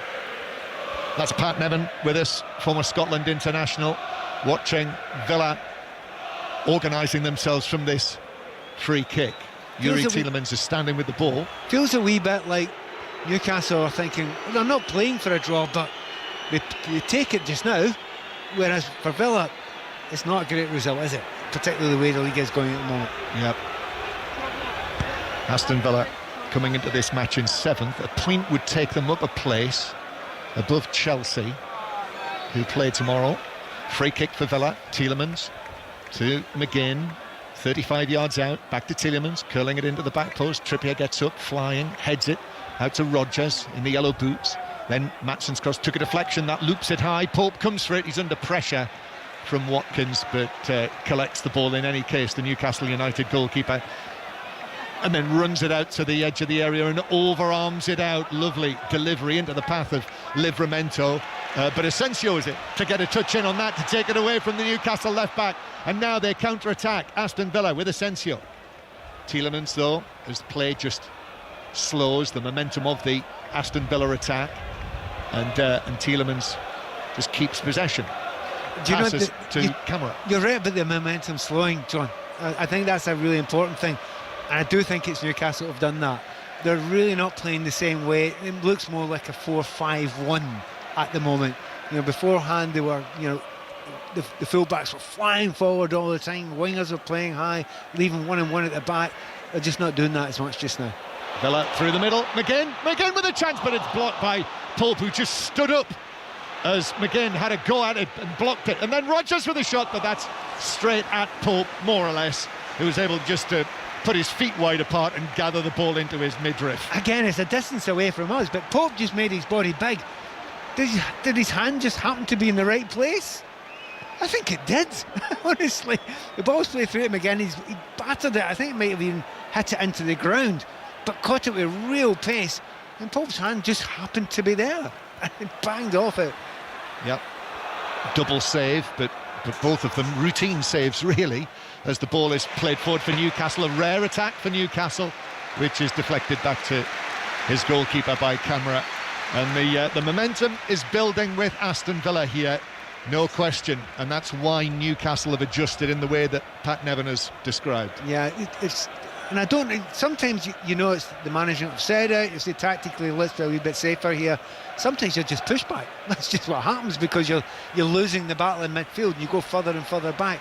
They don't want to do that, and certainly watching Livramento, that's the last thing he wants to do. He loves to get forward from the left-back area, but I think if you allow Aston Villa that amount of time for that long, they're going to create chances. Season getting to the sharp end. The Grand Prix season just beginning. That's on Sports Extra now, qualifying for the Saudi Arabian Grand Prix. So that is your current choice of listening, as Newcastle have the ball inside the Villa half, ball played forward by Joe Linton, but Cash was able to get a clear sight of that, step forward and then scurry forward with it. But the white shirts of Newcastle quickly closed him down, so Villa had to find Tielemans, whose pass through the middle is cut out by a sliding Burn. Very, very nearly slipped that through Tielemans. He's so effective, isn't he, from that range? What an excellent passer of the ball. And he knows that the space is there. If you play that high line at all and you're not closing down the likes of Tielemans or McGinn or wherever, they know they're capable of playing that pass, and it's just those long legs of Scher and Burn that stopped it. Yeah, super pass last weekend for the Watkins goal at Southampton. Bruno Guimaraes, though, to the edge of the air. Isak with a shot, tried to place it from the left side of the area with his instep, and Martinez was able to drop down to his left and make a comfortable save. He's not got it really strong enough, has he? You watched him at his very, very best when he's absolutely up for it. And another foul there. Yeah, foul by Bruno Guimaraes on Tielemans, and the referee couldn't get the yellow card out quickly enough. He'd already warned Bruno Guimaraes after that last challenge when he barged over McGinn using his arms. So that was instantaneous, the yellow card. I think he was walking a tightrope for quite some time, not just the bars, but in the first half there was a couple of times he went to ground. Certainly once he went to ground, the referee wasn't happy with as well. So yeah, yellow card in a dangerous moment there, because I'm watching Joe Linton, who's walking about. He looks a little bit tired just now, so changes are afoot. But will it be up front or will it be midfield? Jason Tindall, in the absence of Eddie Howe, is just talking to Anthony Gordon. So it is going to be Anthony Gordon now, bare-chested at the moment, as someone hands him his Newcastle shirt, with that extremely impressive mane of highlighted blonde hair that he has now. Here is Asensio to Watkins, and now Matsson's onto it and scores. What a super finish. The left back arrived and he thrashed it past Pope from the angle, and Villa have got the goal that their play in the second half has deserved. Villa in front again, 2-1 on Newcastle. What a break. He's came from left back there. He has flown at an incredible pace. He must have made about 60 yards there. The start of that run was incredible. So when he gets there, he's got to be composed. He's got to slightly slow himself down there. He doesn't look as if he has, but he leathers it into the far post. It's a difficult angle when it's played. He's definitely onside. Keeper comes out. He's never going to save that. Newcastle are about to make a change. Yeah, gutted they didn't make it before now. Yeah, the change is about to be made. Anthony Gordon is going to come on for Jacob Murphy. So just having a look to see if, well, Barnes is going over towards the right. Occasionally Gordon will play on the right, but no, they did that against Manchester United. They did that against Manchester United. He's comfortable over there. I don't think there's as great an understanding between Gordon and Livramento, but Gordon gives you something extra special, and certainly his pace as well. But they're going to have to do something extra special, because Aston Villa are ahead. They deserve to be ahead. And just about 5 minutes ago I was saying Maatsen hasn't put a foot wrong defensively. Well, he's added to that in an offensive way. That was a remarkable run and a brilliant finish. Yes, the Dutchman, Dutch international he is now, Ian Maatsen. And that was his first Premier League goal for Aston Villa. I was here when he scored in the Champions League, actually his first goal for the club against Club Bruges in the second leg. But he timed that, as Pat Nevin has said, absolutely brilliant. It was a well-worked goal by Aston Villa, and he arrived at pace at just the right time to arrive onto it and hit a shot that I don't think many goalkeepers would have kept out. Flew past Pope, and Villa are in front for the second time in the match, and they've been the better team in the second period. And now Joe Linton has been dispossessed by Watkins, and then Watkins finds Kieran Trippier arriving to challenge him, and the ball runs away through after that contact from the Newcastle right back to goalkeeper Pope. It's very noticeable that Joe Linton's having much lesser effects in the game just now. He's scared to make any tackles at all. He's on a yellow card, he's in positions where he'd normally make a tackle, and he's kind of almost jumped out of them because he's so scared that he'll get another yellow card. Just giving Gordon the first time he's got the ball there. As soon as he's on the pitch, they've tried to get him on the ball. Good ploy. The Holt end in great voice now as Harvey Barnes tries to get round the outside of the man who's just scored his first Premier League goal for Villa, Maatsen, who was able to put in the challenge. Effective in both penalty areas, Villa's number 22, but it is a corner to Newcastle. But Kieran Trippier is just walking forward in front of the Newcastle fans there. One of them just pulls out an England flag with Newcastle written across the middle of it. Corner to be taken by Trippier. So an outswinger from him. Byrne is standing towards this side of the penalty area as we look. Trippier drills it in low, and Joe Linton shoots. It's blocked inside the area, but bounces up for Tielemans, who's able to readjust and volley it away out of play near the halfway line. It's one of those ones where just about everything about that worked right. It was zipped towards the penalty spot low, allowing Isak to come out and hit it. The problem was it was zipped just too fast, even for a quality player like Isak to be able to get a good contact on it, but that was a decent corner kick. Just in the qualifying at the Grand Prix in Saudi Arabia, there's a red flag at the moment because Lando Norris has collided with a wall. He says he's okay, and according to what I'm reading here, which is the live page actually on the BBC website, he calls himself an idiot for doing that. So he is hard on himself, isn't he? Well, you can hear that over on Sports Extra right now. Jacob Ramsey's going to come on. That's going to be Aston Villa's first change. And Newcastle now with the onus on them. 6 wins in a row coming into this in all competitions, including the great day in the final at Wembley during that run. But Newcastle in possession, not lost since Anfield in the Premier League when they were beaten 2-0 by Liverpool in advance of the cup final. Ball out to the right hand side. Here's Barnes now. Barnes into the box, drives it across. Maatsen blocks it, took all the pace off it, and Mings was able to step across and with his left foot whack it downfield. Barnes looks at least as comfortable on the right as he does on the left. On the left hand side he cuts in and he wants to have a shot, but on the right hand side he just wants to get to the byline. Everything's positive when he gets on the ball. And Nana coming on as well, so it'll be a double change for Villa. Joe Linton's pass, that's cut out by McGinn. Forward from camera, this is for Watkins to chase. Watkins knows that Tonali is coming, holds it up brilliantly, does the Aston Villa number 11, and plays it back to the halfway line. Superb centre forward play from Ollie Watkins, who could have had a hat-trick in the first half. Just the one goal to show from it though, that early goal, the deflected goal, as Asensio felt that he was fouled. It was a combination of Guimarães and Tonali who were either side of him, but referee Gillett says no, and Newcastle are back in possession. We've got 20 minutes to play, and if this remains to be the scoreline, then that tightens things up again, doesn't it? Absolutely does. You cannot call it at all if this stays the way it is just now. Just looking to see what Villa do. Will it be like for like? I suspect it will be.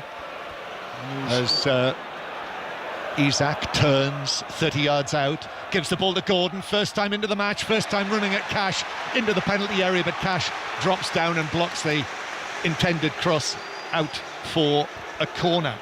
Were it to stay like this, then Villa would be level on points with Nottingham Forest, who play Tottenham on Monday. Villa would be in 6th, Newcastle 59 points, Villa would have 57, so and Newcastle would still be 3rd.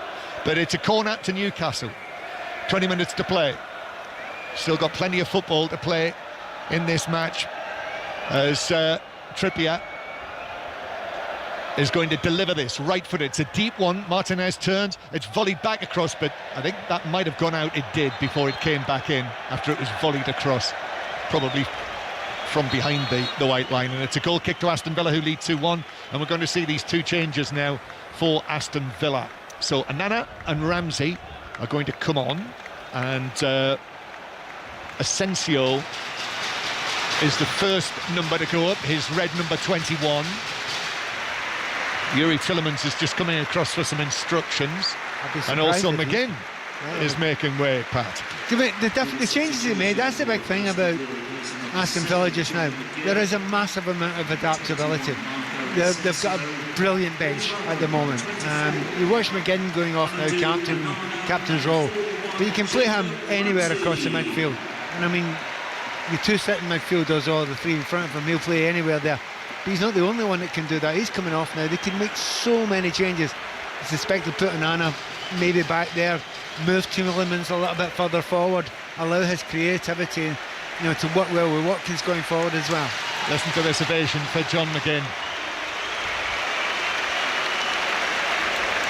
My goodness, they do appreciate him here.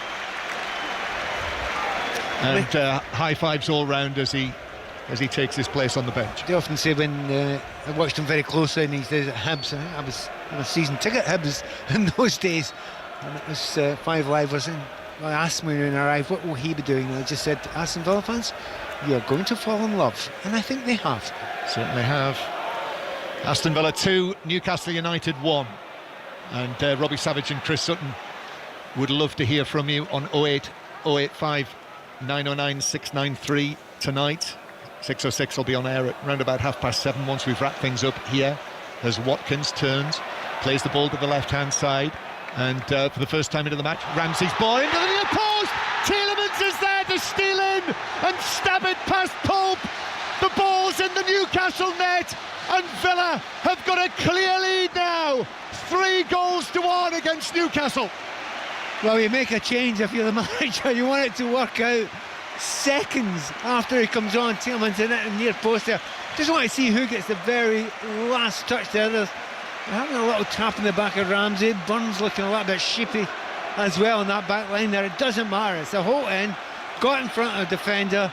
Keeper's done it in near post there, but again, it's zipped in front of him. But they come down the left-hand side there, and it's a horrible ball to defend into that near post. And did it come off, Burn? I think it's Burn. I do think it's Dan Burn that's come off.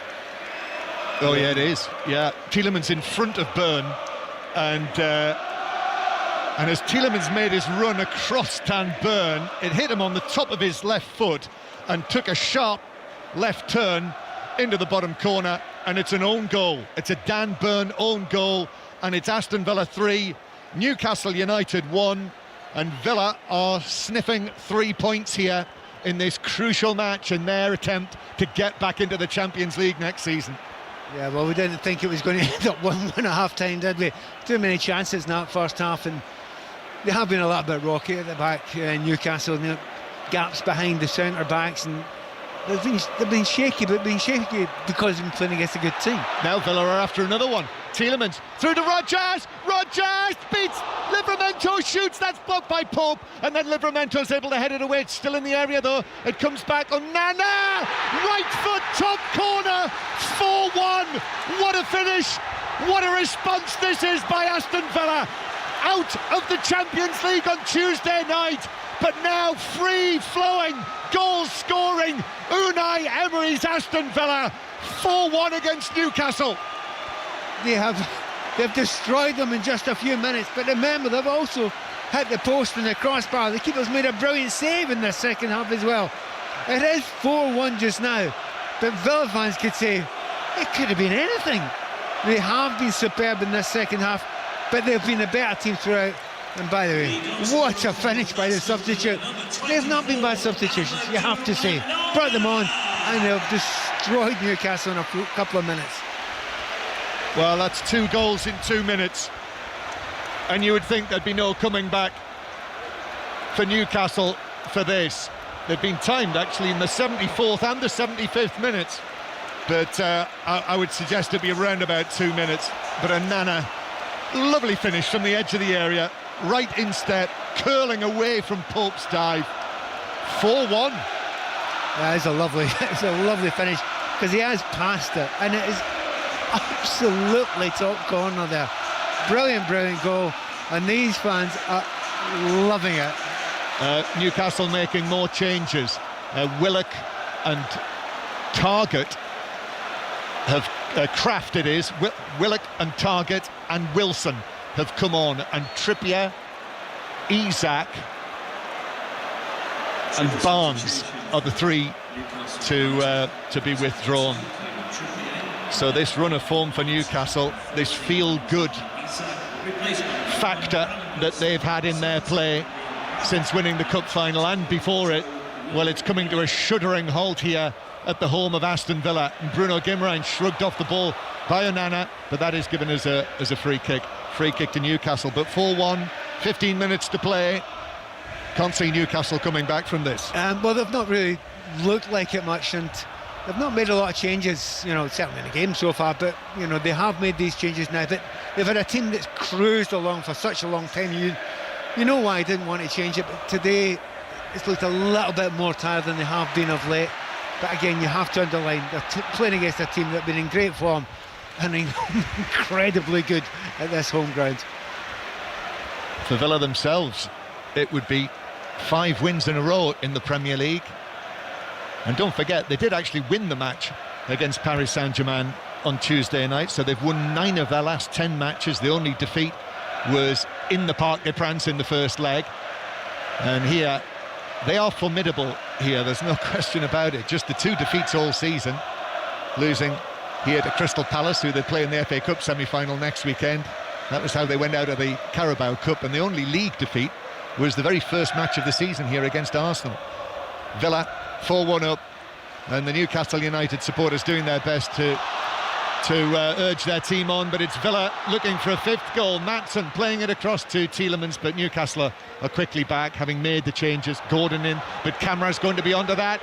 Camara rolls it into the edge of the penalty area, but Byrne was able to dive in and prevent it from reaching Morgan Rogers, who was in the box. So 4-1 it is, and Newcastle, who very much had the better of things against Aston Villa in recent times. Remember at the start of last season, Pat, when you and I were at St James's Park, as the ball's played over the top for Watkins by Konsa to chest this down, take it out to the left-hand side, then across. Ramsey hits the post from the angle, and it comes straight back at him, and Bruno Guimaraes was able to turn and clear it away. Ramsey hits the post. I think we can safely say this could have been an absolute hammering, and it could still be. There's plenty of time left.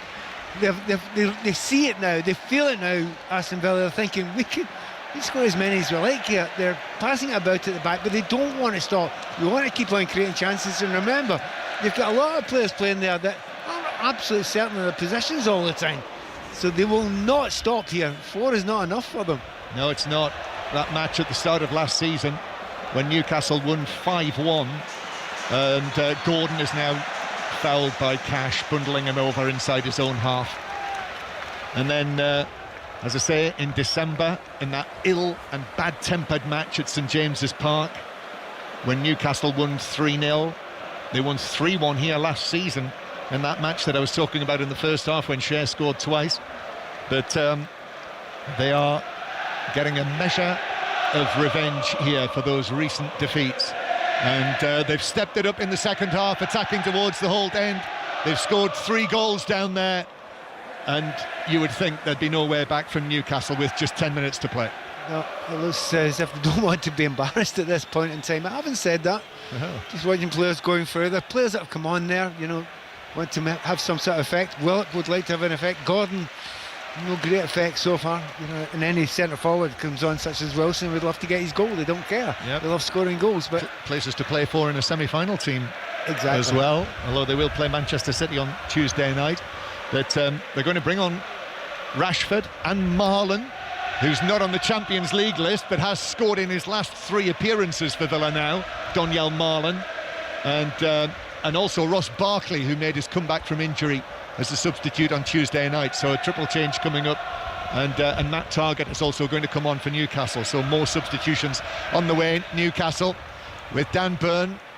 Here's Gordon on the left-hand side. Gordon moving infield to Tonali. He's not had the influence, Tonali, that he's had in recent matches. With Joe Linton with the cross. Headed goalwards, but wide by Willock. Good chance that for Willock, but headed it across goal and wide of the left post. You've got to attack that and mean it. You really have to. And Isaac sitting at the side there going, why didn't I get that chance? It's absolutely what he loves to get.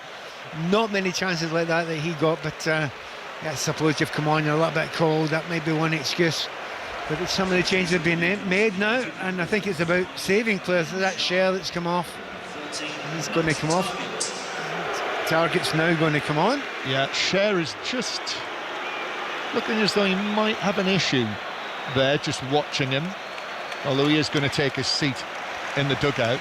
So Kraft will move across, won't he, into central defence. So Share, who did score the Newcastle equaliser here tonight, but that's the end of his match. And also for Villa, Morgan Rogers and Camara are coming towards the halfway line, and they are being applauded, a standing ovation for them. And Ollie Watkins as well, who scored the opening goal. He applauds down towards the north stand. Ollie Watkins and Rogers and Camara. So Watkins, Camara and Rogers are off. Rashford, Marlon and Ramsey are on. That's not bad, is it? If you can bring that on. Well, they've got a clean bill of health at the moment, Villa. I mean, other teams would, if we're clean bill of health, they've got good, strong squads.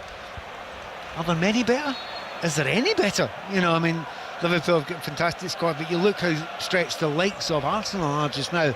Coming to this part of the season, the fact that they're fighting in all these fronts, Aston Villa, they look very, very strong.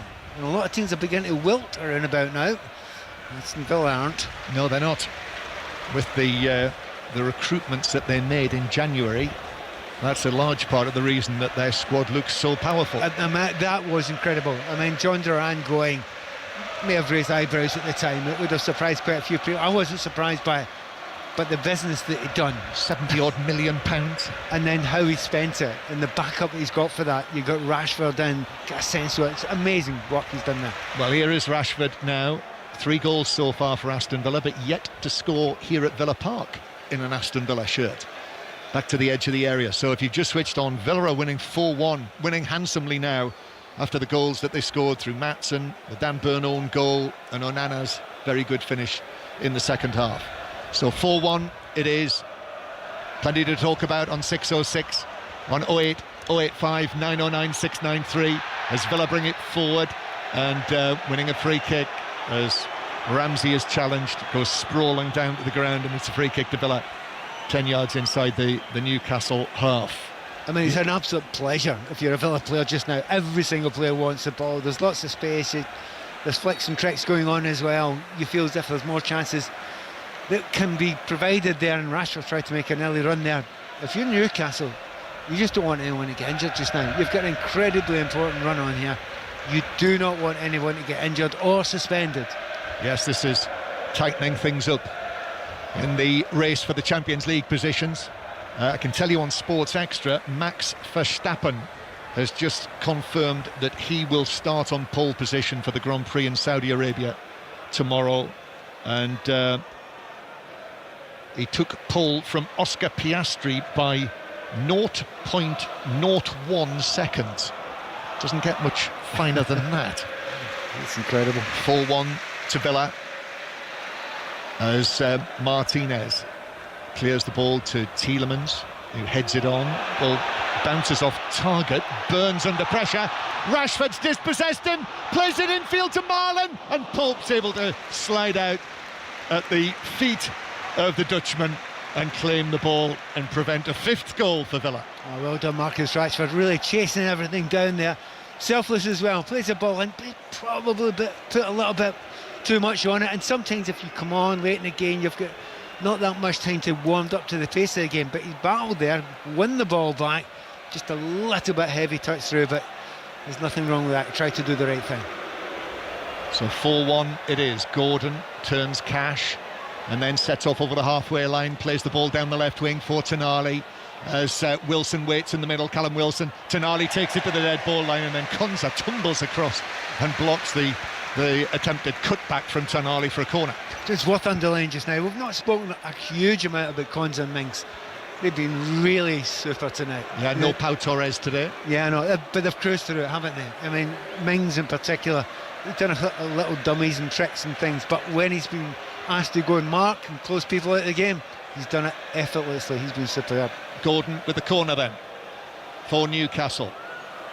Gordon, right-footed, very deep one, looking for Byrne, but it's bounced over everyone and bounces away, and Bruno Guimaraes can't keep it in, and it's a goal kick to Aston Villa. What about next week and all right, yes, I know Villa have got to play at Manchester City on Tuesday night. How are they going to play it against Crystal Palace in terms of Watkins, Ramsey, Asensio, Rodgers, McGinn? Do you know what, manager? Great problem to have. Absolutely love having that. You kind of look at who you're playing against. You're playing against a team that will play with a back three, which will adapt some of your thinking as well. So that's going to be something. I struggle to leave Watkins out at the moment. I think you almost start, right, he's up front. He was flying today. He was causing all sorts of things. He's a one-man forward line today. And he kept everybody under massive pressure. He could have and probably should have had a hat-trick. He's just so unlucky. And then you work around that, but I wouldn't be surprised if it's a very, very similar starting lineup to the one we've seen today. Yes. But as I say, we'll have to see what happens in the Premier League against Manchester City on Tuesday night. But he'll have a plan, I'm sure. Unai Emery, as Bruno Guimaraes gives it to Livramento, who's now at right back with Target having come onto the field, and he's tugged back, and that's a yellow card. It's shown to, I think Ramsey pulled him back, and then there was a bit of pushing and shoving as well. Bruno Guimaraes, who's on a yellow card. It's a moment of utter madness. Yeah, I mean, I just said 2 minutes ago, what you don't want to do is anyone get injured and anyone get a red card. He's on a yellow, he's just gone and shoved him. Now, other players might have just gone to ground there and rolled about a bit, and he could have been given the referee. Referee's having some serious words with him there. That was really stupid by he went Bruno to get the ball back from Ramsey, and Ramsey sort of tossed the ball away. So Bruno Guimaraes put his hands in his chest, and that could, you know, in other circumstances, that could have been a second yellow and a red card for Bruno Guimaraes. There's only one match this season he's not played in, Bruno Guimaraes, for Newcastle United at some stage, and that was when he was suspended, actually, the first leg of the semi-final against Arsenal. Here is Bruno Guimaraes then, with 90 seconds to play. Aston Villa heading for victory, very important victory. Rashford on the halfway line, ball runs away from Tielemans, and then Kraft is able to chip it forward for Wilson, who got it down and then wins a throw-in for his team off Maatsen. Can I underline one thing about Bruno Guimaraes? It was really silly, he almost gets sent off there. On the other side of it, he cares, doesn't he? He really cares about this. You're 4-1 down, he's not strolling through the game. He's upset, he's angry, he's chasing, he's closing down. He's not had the best of games in a while, but you wouldn't argue against his effort and his passion. So Newcastle vainly continue to try and come forward. Unai Emery, he'll be a lot happier after this than he was at the end of the match on Tuesday night, that's for certain. Willock giving the ball to Gordon, slips it forward now for the cross from the left-hand side from Target, taken down by Joe Linton. Maatsen just got a little of something on that. Joe Linton back to Bruno Guimaraes, then to Tonali in the D. Tonali back to Gordon. He's got claret and blue in mass numbers in front of him. So plays it square to Bruno Guimaraes, trying to find a way through. Livramento gets it back and then blazes it to the ironic cheers of the Aston Villa supporters. And it is a goal kick, and Villa continue to lead by 4-1. We're in the 90th minute now. Villa's goal scorers, Watkins, Maatsen, the Byrne own goal, and Nana, with Cher having equalised in the first half. And Ollie Watkins, as I say, could have had a hat-trick in the first half. 6 minutes of added time. Ollie Watkins, who also this week featured on Tony Livesey's Floodlit Fact of the Day, thanks to his mother, who goes by the stage name of Ruby Washington and sings in a band called Superstition. Okay. And actually, Tony played me some of her singing, and she was not half bad either. Talented family, clearly, as Konza comes across, but Willock gets there first and takes the ball down into the full-back position. Matson is able to block it away as a flock of seagulls is blown across the top of Villa Park. Ball comes into Wilson on the edge of the area, shouts for handball. Tonali back to Target, Gordon. Newcastle still going here, but at 4-1 down, the game is up. Gordon playing it in, but headed away by Konza. Comes out to Rashford. Lovely touch from Rashford to take it away from Kraft. He's got a great deal to do. Rashford with his black gloves on carries the ball out towards the left-hand side, then begins to cut back in field, and Kraft just stands up and blocks him and puts the tackle in. But Rashford back in possession again. He's excellent in the second half, Rashford, for Aston Villa. And again, that's the sort of free running that the Villa supporters have enjoyed watching from him. They have, and they've enjoyed his attitude as well. I mean, that was questioned where a lot of people in the team at United for various points. However, this time and every time he's put out that Aston Villa strip on, his attitude has been perfect. Whether he started, whether he's come on, it's been a real eye opener. But it's such a relief as well to see him just looking happier in himself. Yeah, and as Ross Barkley is able to stretch, Villa have won it back in the Newcastle defensive third. Barkley, Villa's number 6, turns, finds Marlon on the edge of the box. Marlon tries to get the shot in, which he does, but it runs across the face of Pope and wide of the foot of the post. So 2 minutes of added time, 6:06 not far away. 08 085 909 693 is the number to ring to talk to Robbie Savage and Chris Sutton. Not sure if we've mentioned it, but an extraordinary win for Barcelona today in La Liga. They were 3-1 down. Borja Iglesias had scored a hat-trick for Celta Vigo, but Barcelona, the league leaders in Spain, came back and won it with a penalty in the 8th minute of added time from Rafinha. So won 4-3 in the end and have a 7-point lead over Real Madrid. Here's Tielemans passing the ball forward for Rashford. Rashford's onto this, he got there ahead of target. Still in a wide position though, takes the ball out into the full-back position. Then Rashford just allows the ball to come to a stop and then stabs it to Barkley, who shoots across goal, and Pope had to save that. He's flung a right hand at it. I think it was probably going in, and he pushed it away across goal and out, I think, for a throw. But once again, you listen to those supporters up at the whole end, you know, the effort, the work rate from Rashford, takes the ball out wide there, selfless. He's working so hard there. No one had gone up near him, so he had to hold the ball up well. And those fans loved that effort and what he put in there, and they just applauded him. In the Super League, Catalan 22, Salford 0 is the latest score. And it also finished Dragons 23, Scarlets 31 in the United Rugby Championship. Saracens 36, Gloucester 14 is the latest score in the Premiership.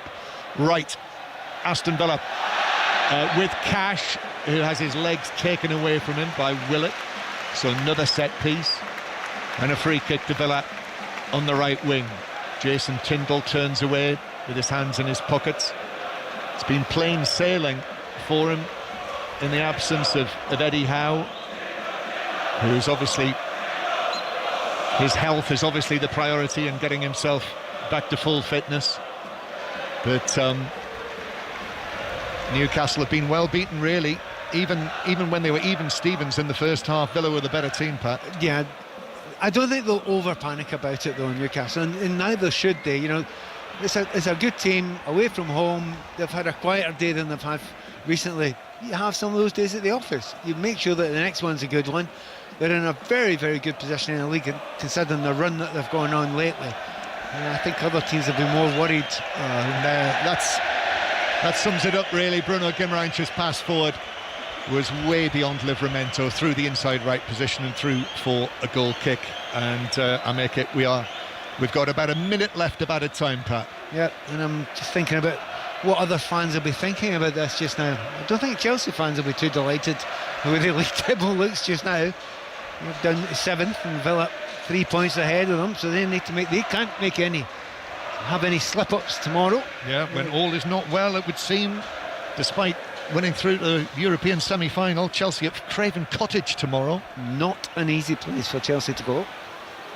And also, if you're a Nottingham Forest fan, there is a concern there as well, because they have been drawn in, haven't they? They've been reeled in by the big beasts. Yes, Manchester City ahead of them now, Nottingham Forest. Well, Newcastle 59 points, Manchester City 58, Forest 57, Villa 57, and then Chelsea on 54 with these scorelines. Marlon now chesting it down into the area, but Byrne is able to dispossess him of the ball. But Marlon races back out towards the far side, but Joe Linton has got the ball at his feet. Joe Linton, he's been quiet. I mean, the Newcastle midfield, Joe Linton, Bruno Guimaraes, Tonali, they've not reached the very high standards that they have had recently. Just outplayed, simple as that. And there is the final whistle here at Villa Park. And Unai Emery shakes hands with Jason Tindall and then walks away along the touchline. It's a smile on the face of the Aston Villa manager today. Clenched fists, clapping along with the Villa fans.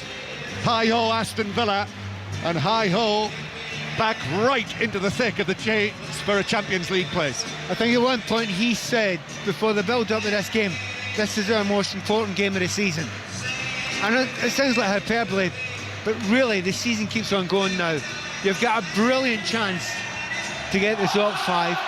You're actually flying, making all those changes, and did not weaken in the slightest, and almost looked stronger when they made those changes, the likes of Banana, etc. going on.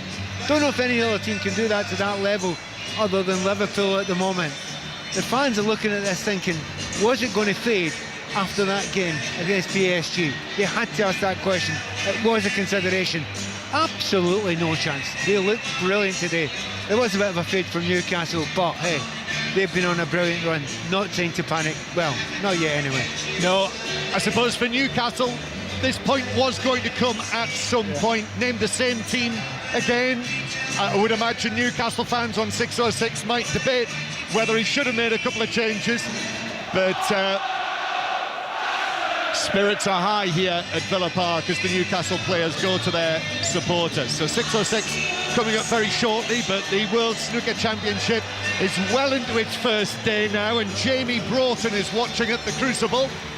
And Neil Robertson, John, the 2010 world champion, is in real trouble in his first round match. He trails qualifier Chris Wakeling by 7 frames to 2 after the opening session of play. Wakeling gave it a big fist pump when he took the last frame of the day. They'll play to a finish tomorrow. And tonight, the defending champion, Karen Wilson, has just resumed 6-3 up against Li Pei Fan. 10 is the target for victory. Thank you, Jamie. And obviously coverage continues throughout the fortnight on BBC Television and via the website and app. Amadou Onana, who scored the 4th goal, has gone and celebrated, as he does with the Villa fans in the Holt End. I can tell you in the Premiership, in the Rugby Union, Saracens have beaten Gloucester by 36 points to 14. And in the United Rugby Championship, it's finished Dragons 23, Scarlets 31, and the latest in the Super League, Catalan 32, Salford 0. So, Pat Nevin, thank you very much for your company. Which team are you doing tomorrow in the Great Football Songbook? Can you remember in Colin Murray's programme, 10:30 tomorrow? I would love to be able to tell you, but I am sworn to secrecy by Mr. Murray, the other Mr. Murray.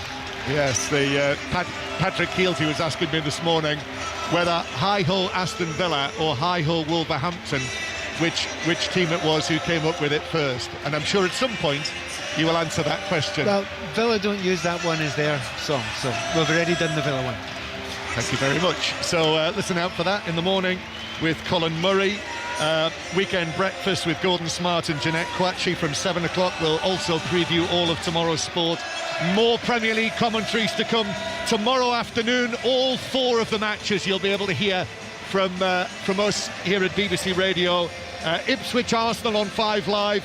Manchester United Wolves on Sports Extra, Fulham Chelsea via the BBC Sport website and app. They all kick off at 2 o'clock. Leicester City against Liverpool on 5 Live at 4:30.